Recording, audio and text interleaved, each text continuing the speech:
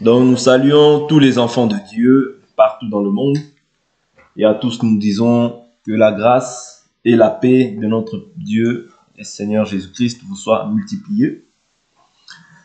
Donc c'est encore un grand privilège de pouvoir encore nous retrouver au travers de l'audio pour partager toujours la parole de Dieu.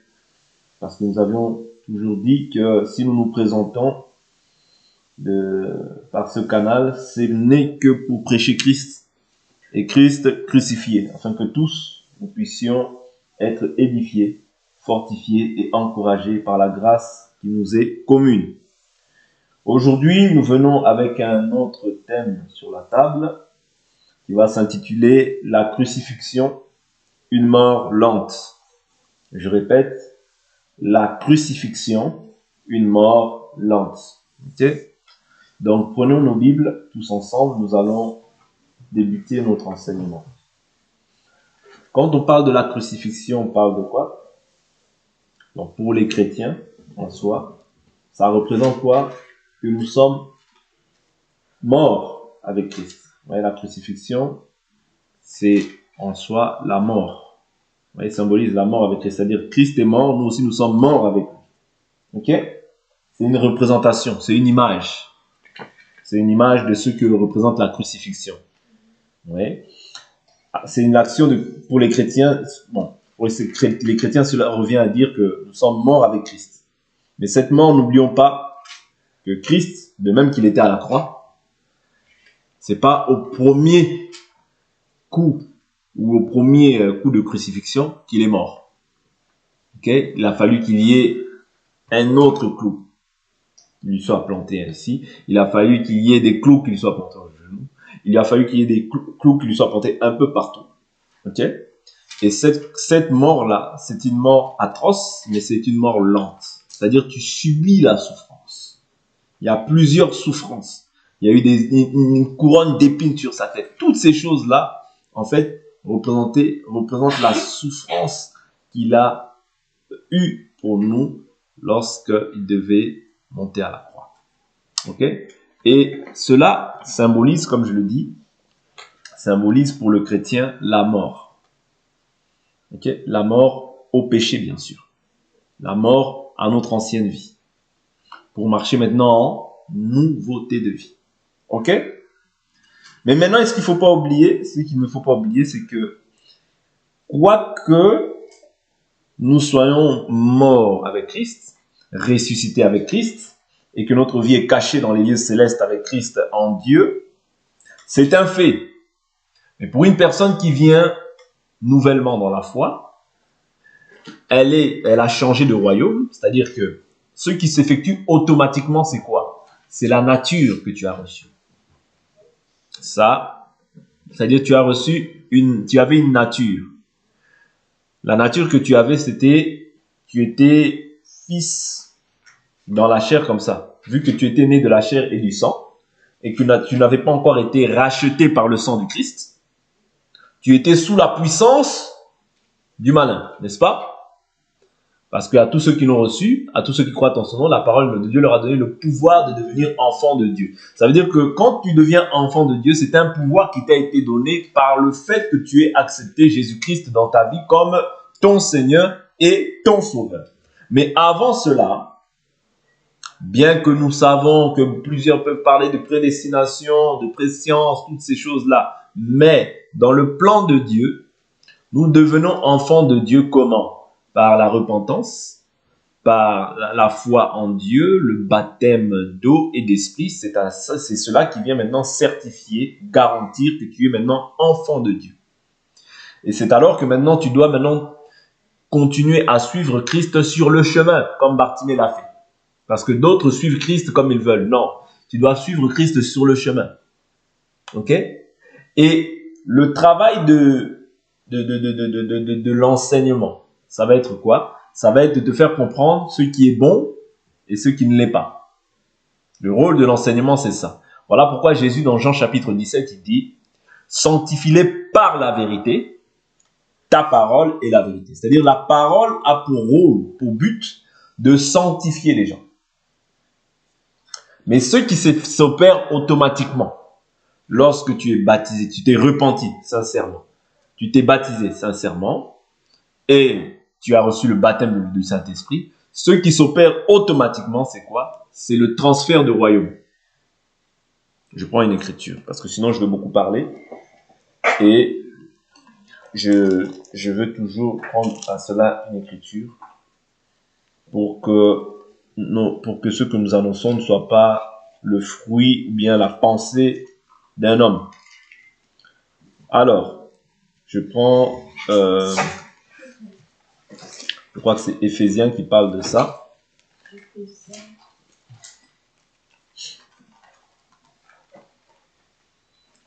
Alors,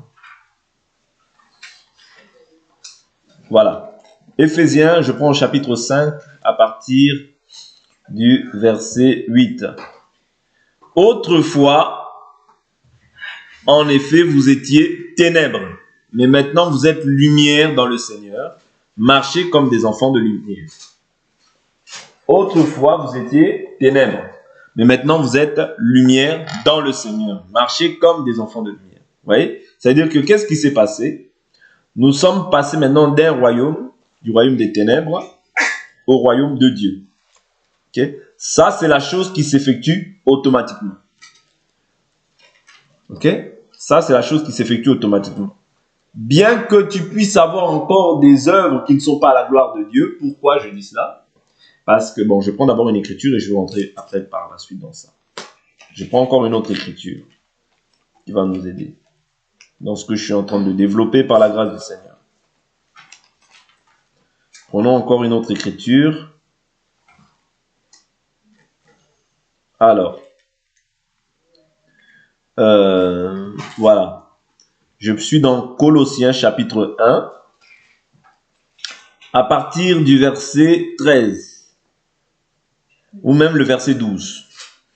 Rendez grâce avec joie au Père qui vous a rendu capable d'avoir part à l'héritage des saints dans la lumière. Il nous a délivrés du pouvoir des ténèbres et nous a transportés dans le royaume de son Fils bien-aimé, en qui nous avons la rédemption, le pardon des péchés. Vous voyez? Qu'est-ce qui a été effectué dès lors où tu as cru? C'est que Dieu t'a délivré du pouvoir des ténèbres. C'est-à-dire les ténèbres n'ont plus l'autorité, le pouvoir sur toi. À moins que tu laisses l'avantage au diable, ou bien que tu aies quelque chose du diable. Parce que Jésus dit, le prince de ce monde vient, il n'a rien de lui en moi. Il n'a rien de moi. C'est-à-dire que pour pouvoir vaincre, il faut t'assurer qu'il n'y a rien du diable en toi. Ok? C'est alors que tu vaincras. Mais ce qui s'effectue automatiquement, c'est un transfert qui n'est plus transmissible. C'est-à-dire Dieu ne peut plus se repentir. C'est-à-dire quand Dieu te donne son esprit, il t'a maintenant transporté des ténèbres à son admirable et glorieuse lumière. Du pouvoir de Satan au pouvoir de Dieu. Ok? Donc là, on voit qu'il y a eu transfert. Il nous a transportés. C'est-à-dire autrefois, tu étais sous la puissance du malin, tu étais ténèbres, tu étais fils du diable, tout ça, mais aujourd'hui tu es enfant de Dieu. Ok? Et cela, comme je le disais tout à l'heure, tantôt, c'est le Saint-Esprit qui va opérer cette chose-là en toi. Pourquoi je dis cela? Pourquoi je dis que la crucifixion est une mort lente? Parce que quand nous constatons Jésus à la croix, ce n'est pas au premier coup qu'il a reçu, par lequel il a été transpercé, qu'il est mort, n'est-ce pas?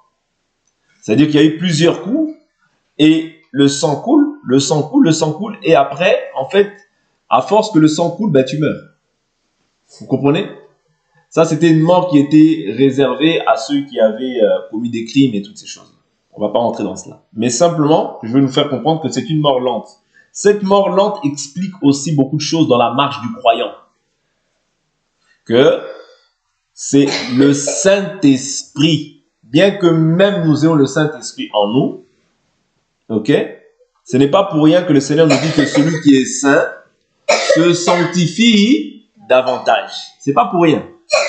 Ça veut dire qu'il y a le fait d'être saint. Attention. Il y a le fait d'être saint. J'ai reçu Jésus dans ma vie. Je suis déclaré saint. Même si j'ai une tonne de péchés, Jésus a effacé l'acte qui nous condamnait et dont les ordonnances nous étaient contraires. Il l'a supprimé en le clouant à la croix, tout ça. Ok?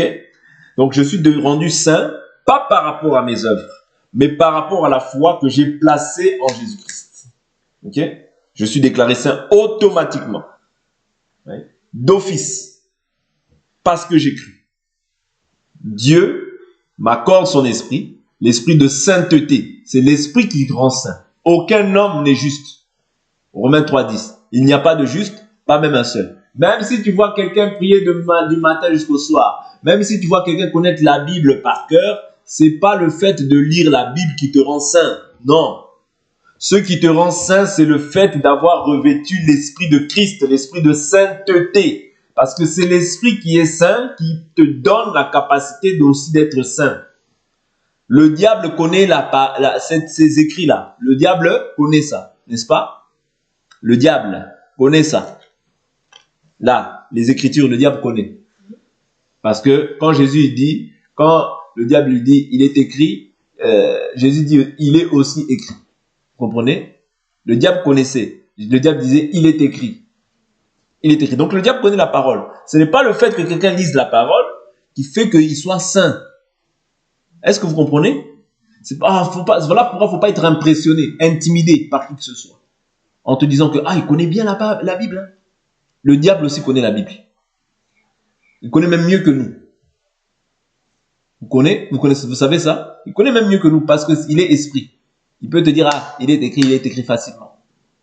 Mais toi, tu peux chercher, j'ai une écriture, l'esprit peut te rappeler ces choses. Vous comprenez? Donc, simplement pour vous dire que c'est pas le fait de pouvoir faire dire il est écrit qui fait que tu sois saint. Non. Ce qui est saint, ce qui fait que tu sois saint, c'est parce que tu as revêtu l'esprit de sainteté. Maintenant, lorsque je parle de la crucifixion comme étant une mort lente, je ne parle pas du fait que nous ne soyons pas enfants de Dieu.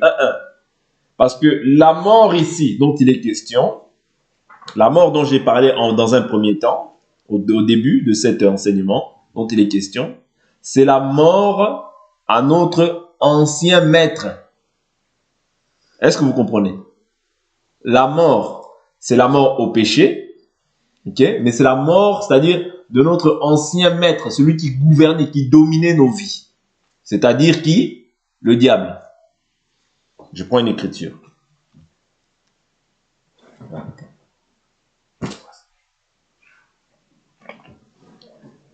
Celui qui gouvernait nos vies, c'est qui? C'est le diable. Jean, au chapitre 8, Jean, le chapitre 8. Jean, chapitre 8. Alors, Jean, chapitre 8. Je prends le verset 43. Non, je prends même le verset 42. Quand Jésus s'adresse aux Juifs, il leur dit quoi? Il leur dit, pourquoi ne comprenez-vous pas mon langage? Parce que vous ne pouvez écouter ma parole. Non, verset 42, veuillez m'excuser. Jésus leur dit, si Dieu était votre Père, vous m'aimeriez, car c'est de Dieu que je suis sorti et que je viens. Je ne suis pas venu de moi-même, mais c'est lui qui m'a envoyé. Pourquoi ne comprenez-vous pas mon langage? Parce que vous ne pouvez écouter ma parole. Vous avez pour père le diable et vous voulez accomplir les désirs de votre père. Il a été meurtrier dès le commencement et il ne s'est pas tenu dans la vérité parce que la vérité n'est pas en lui. Lorsqu'il profère le mensonge, ses paroles viennent de lui-même car il est menteur et le père du mensonge. Et moi, parce que je dis la vérité, vous ne me croyez pas. Qui de vous me convaincra de péché? Vous voyez? Donc ici, il dit deux choses, il mentionne deux choses. Il mentionne que le diable est, que vous êtes fils, vous avez pour père le diable. Pourquoi? Parce que il y a deux types de pères spirituels. Il y a le père des esprits qui est Dieu et le père aussi qui est le diable. C'est aussi un père spirituel pour tous ceux qui n'ont pas revêtu la nature nouvelle. La nature nouvelle, c'est-à-dire la nature de Christ. Ils ont pour père le diable. Vous comprenez? Mais maintenant, tous ceux qui ont revêtu Christ, qu'est-ce qui a été fait? L'autorité que le diable avait sur cette personne-là est destitué. Jésus a rompu, Jésus a détruit cette autorité-là. Voilà pourquoi, dans Jean aussi, toujours le livre de Jean, il dit « Je ne vous laisse pas orphelins, je viens vers vous. » Vous voyez? De qui est-ce qu'aujourd'hui nous sommes orphelins? Vous voyez, nous sommes orphelins de notre ancien père, le diable, qui dominait sur nous. Et c'est-à-dire que Jésus, maintenant, nous avons pour père Jésus. Voilà pourquoi je vous dis que nous sommes passés d'un royaume, du royaume des ténèbres, au royaume de lumière. De la puissance de Satan vers la puissance de Dieu. Ok? Est-ce que vous comprenez? Ça, c'est ce qui se fait automatiquement. Maintenant, quand on prend Colossiens, on va prendre Colossiens encore. Colossiens. Vous connaissez Colossiens? Celui qui peut... Prenez Colossiens.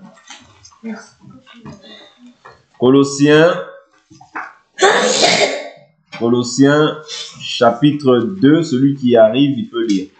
Colossiens chapitre 2, prenez à partir du verset 12 jusqu'à 15. On lit fort, on lit à haute voix. Vous avez en effet été ensevelis avec lui par le baptême, et vous êtes aussi ressuscités par le baptême, et vous êtes aussi ressuscités en lui, et avec lui par la foi en la puissance du Dieu qui l'a ressuscité. Vous qui étiez morts en raison de vos fautes et de la circoncision de votre corps, il vous a rendus à la vie avec lui. Oui. Il nous a pardonné toutes nos fautes. Oui. Il a effacé l'acte rédigé contre nous, qui nous condamnait par ses prescriptions, et il l'a annulé en le clouant à la croix. Il a fait quoi? Il a ainsi dépouillé les dominations et les autorités. Oui. Il les a données publiquement en spectacle en triomphant d'elles par la croix. Amen. C'est-à-dire la croix, c'est le lieu du triomphe.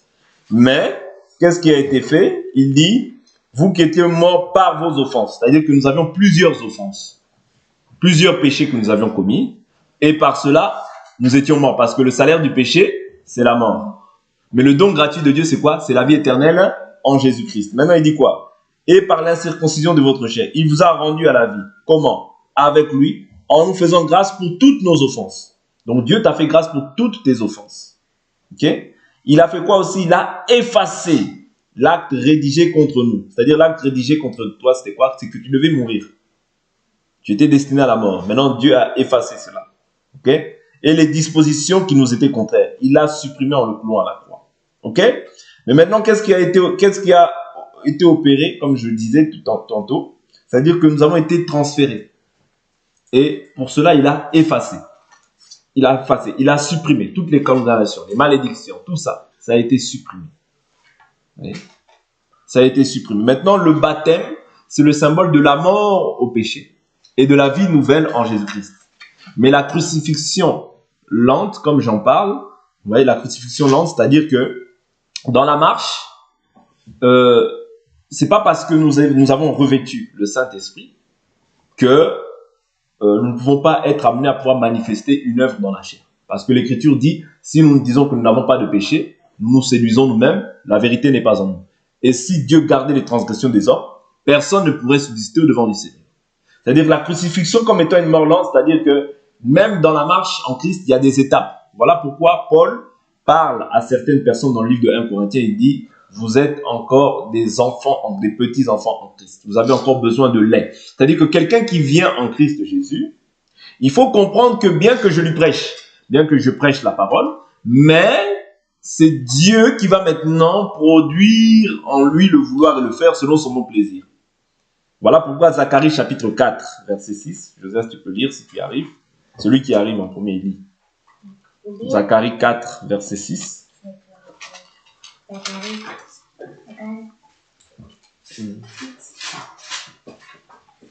4, verset 6. C'est ça? Je te dis, tu as déjà lu, tu laisses quelqu'un d'autre. Zacharie 4, verset 6. Oui. Tu lis à haute voix. Zacharie chapitre 4, verset 6. Alors il a repris et m'a dit, voici la parole que l'Éternel adresse à Zorobabel. Ce n'est dit par la puissance, dit par la force, mais c'est par mon esprit, dit l'Éternel, le maître de l'univers. Amen.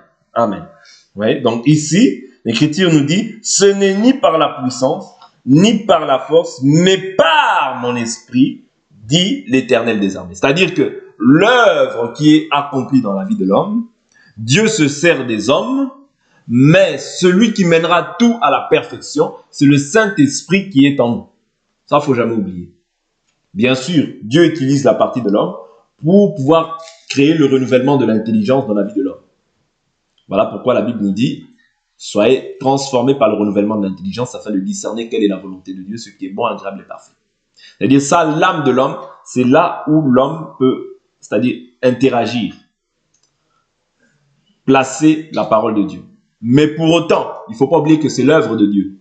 Ça veut dire que toi, tu sèmes, l'autre arrose, mais c'est qui fait croître? C'est Dieu. C'est Dieu qui fait croître, ce n'est pas un homme. Ouais. Paul lui dit bien, j'ai posé le fondement. Apollos a arrosé, mais celui qui a fait croître, c'est Dieu. Donc, celui qui arrose, celui qui plante ne sont rien. Mais c'est Dieu qui fait tout son travail dans la vie de la personne. Voilà pourquoi je dis que la crucifixion, c'est une mort lente. Tu peux voir une personne. Pourquoi je dis ça? Parce que je voudrais vraiment que nous puissions avoir les sentiments qui étaient en Christ.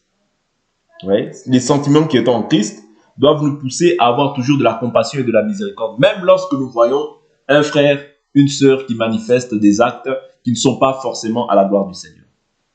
Si nous comprenons que la crucifixion, c'est une mort lente, et si nous comprenons que celui qui opère et qui mène tout à la perfection, ce n'est que Jésus, nous allons nous revêtir des sentiments qui étaient en Christ.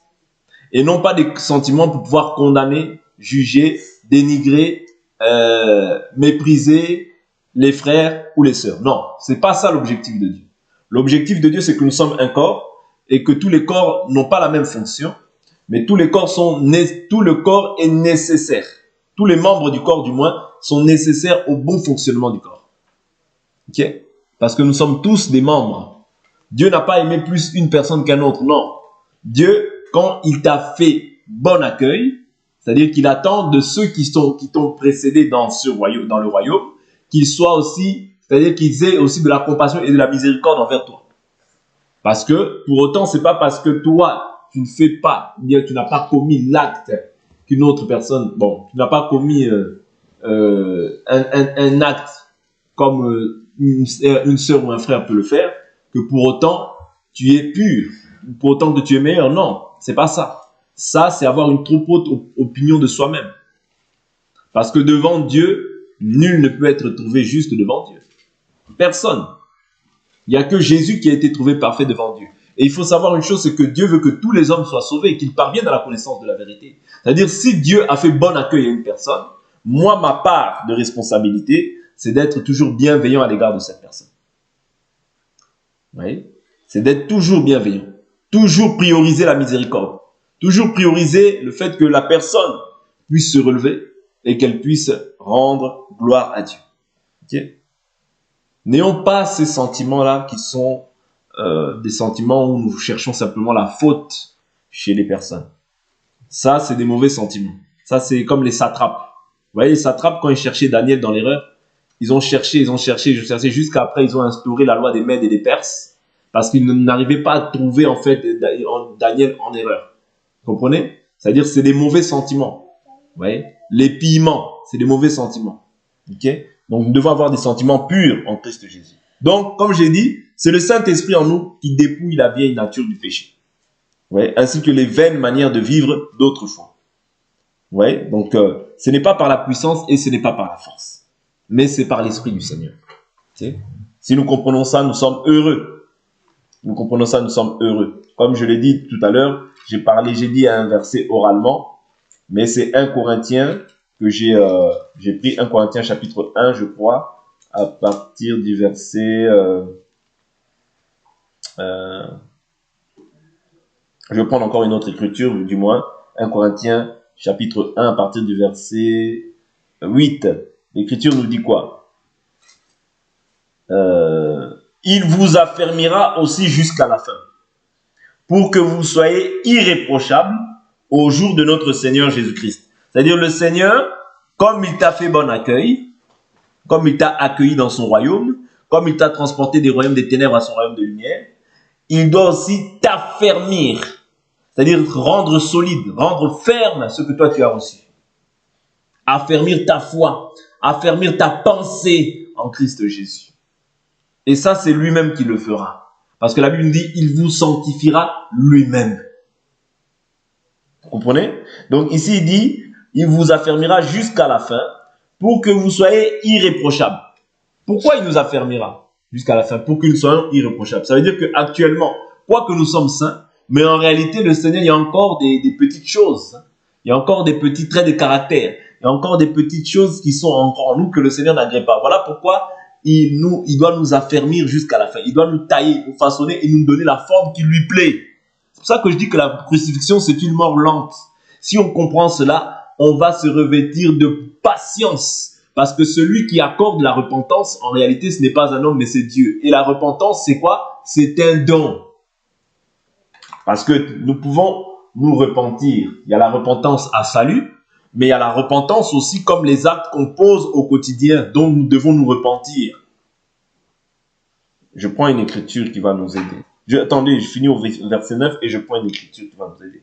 Donc ici, nous voyons que celui qui nous rendra irréprochables jusqu'au jour du Seigneur, c'est le Seigneur lui-même. C'est lui qui nous affirmera. Il dit, Dieu est fidèle, lui qui vous a appelé à la communion de son Fils Jésus-Christ, notre Seigneur. Je prends une écriture. Je prends une écriture qui va nous aider pour que nous comprenions que la repentance, c'est un don. Tu vois? La repentance, c'est un don qui vient du Seigneur. Et ce n'est pas par les efforts, ou bien par les cris des hommes, ou bien par l'énervement de l'homme que cela va changer quelque chose. Oui.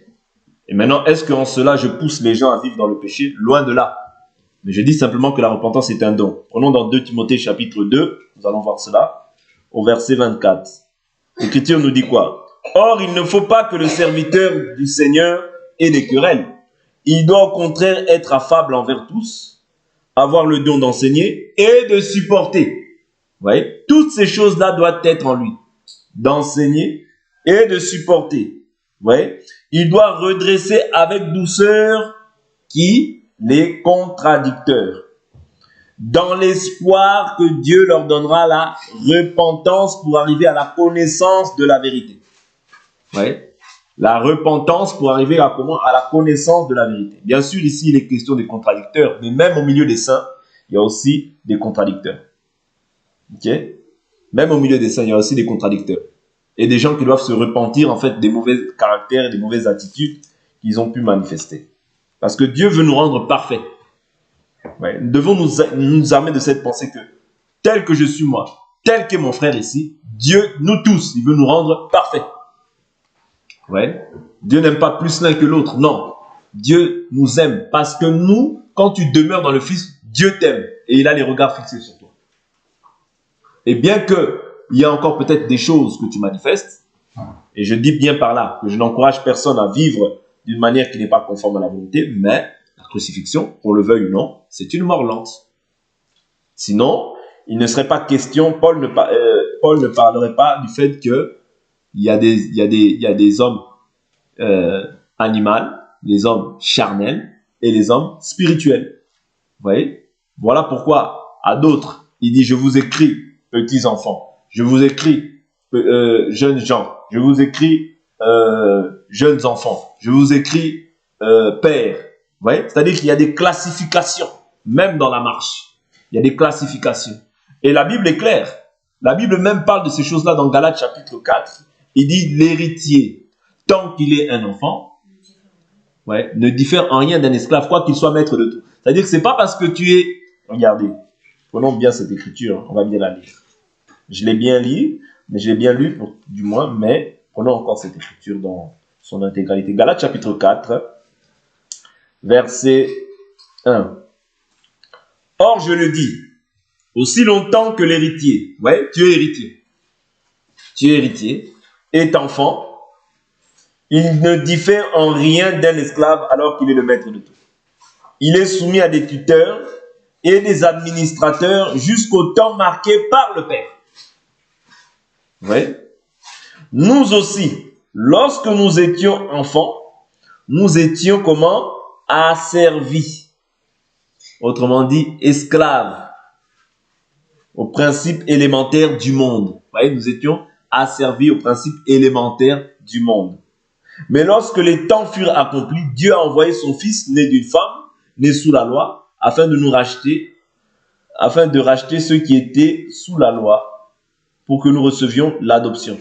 Ok? Et parce que vous êtes des fils, Dieu a envoyé dans nos cœurs l'esprit de son Fils qui crie « Abba, Père ». Ainsi, tu n'es plus esclave, mais fils. Et si tu es fils, tu es aussi héritier grâce à Dieu. Vous voyez, c'est-à-dire qu'il y a l'héritier, vous voyez, qui est semblable à un esclave, mais il y a le fils. Le fils, c'est celui qui parvient maintenant à la maturité. Voilà pourquoi Jésus, enfant, ne s'est pas offert. Mais celui qui s'est offert, c'est Jésus, fils. Ok? Fils, lorsqu'il était fils, c'est alors qu'il devient maintenant un don.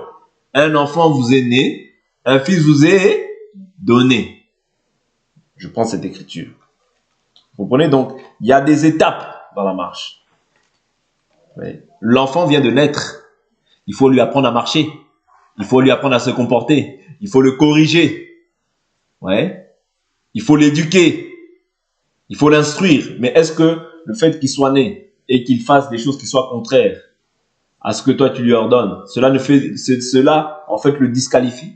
Cela ne fait pas de lui un enfant? Si, bien sûr qu'il est un enfant. Mais comme il n'a pas la connaissance, assez suffisante, comme il n'a pas encore maturé dans sa manière de voir les choses, c'est-à-dire qu'il est encore par moments ou à certains moments asservi à ses passions, à ses désirs.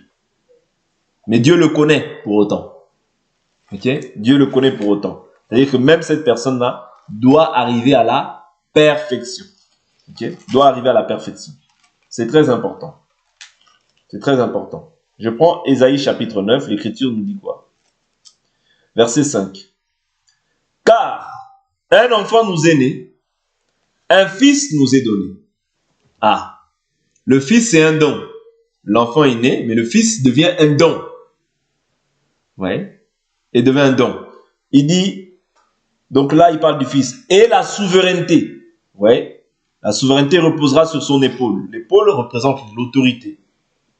On l'appellera admirable, conseiller, Dieu puissant, Père éternel, prince de la paix. Renforcer la souveraineté et donner une paix sans fin au trône de David et à son royaume. L'affermir et le soutenir par le droit et par la justice dès à maintenant et à toujours. Ok? Donc ici, on voit le fils qui devient comme un don et on voit aussi les attributs du fils. C'est-à-dire que du fait qu'il est fils, il est maintenant héritier de toutes les promesses qui ont été faites à son sujet. Ok? Mais tant que nous n'arrivons pas encore à la stature du fils, mais nous sommes toujours enfants, nous sommes héritiers, c'est vrai. Oui? Mais il est difficile de palper la gloire de Dieu. Il est difficile de palper la gloire de Dieu. Pourquoi? Parce que ton corps, n'est pas encore, c'est-à-dire ton corps est censé être pleinement mort, mais il y a encore la manifestation des œuvres que tu pratiquais autrefois. Et c'est ça que Dieu veut détruire dans la vie de chacun d'entre nous. Parce que Paul nous dit quoi? Paul nous dit quoi? Je prends Galates chapitre 2, verset 20. Ok? Galates chapitre 2, le verset 20. Janice, si tu peux lire.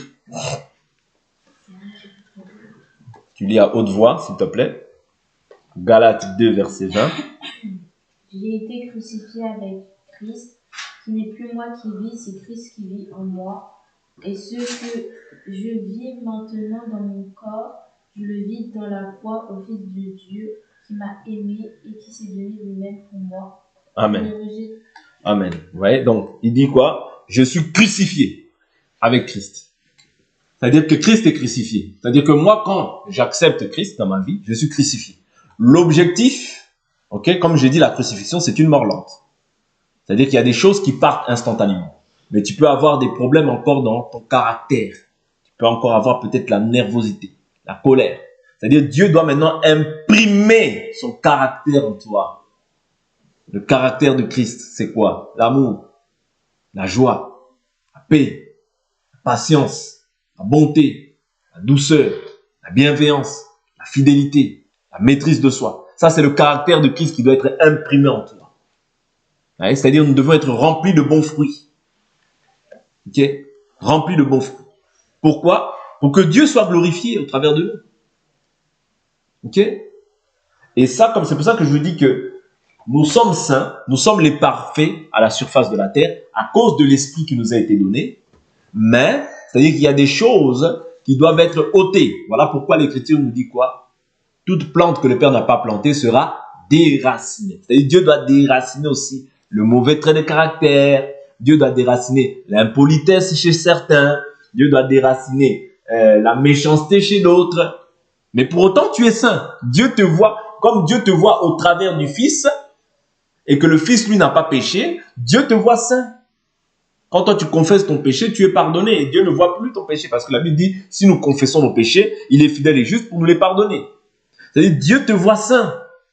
Mais pour autant, il y a encore cette nature-là, ok, qui est en toi, qui est dans ce corps-là, qui par moment veut encore retrouver son dû, ouais, retrouver sa position, reprendre en fait la place qui lui est due. Et tout ça, c'est créé aussi par l'ennemi qui envoie des traits enflammés du malin dans nos vies. Ok? Voilà pourquoi la Bible nous dit, revêtez-vous de toutes les armes de Dieu afin de tenir ferme dans le mauvais jour. Ok? Mais néanmoins, nous devons comprendre que voilà pourquoi en fait je fais cet enseignement, pour nous exhorter à la patience avec ceux qui ont encore des faiblesses dans la marche. Ok? À la patience, à la compassion, à la miséricorde. Ouais. Je reprends, à la patience, à la compassion, à la miséricorde. C'est ainsi que je comprendrai que si mon frère pêche, je dois comprendre que ce n'est pas, c'est-à-dire, je dois voir ça comme si c'est un ennemi, l'ennemi ou l'adversaire qui lui a tendu un piège pour qu'il puisse tomber dedans. C'est-à-dire, moi, mon rôle, c'est quoi? C'est de le relever. Galates 6, verset 1. Si ton frère a péché, va, reprends-le seul à lui. Ouais. Matthieu 18. Ouais. Mais Galates 6 aussi nous parle de ça. Ok?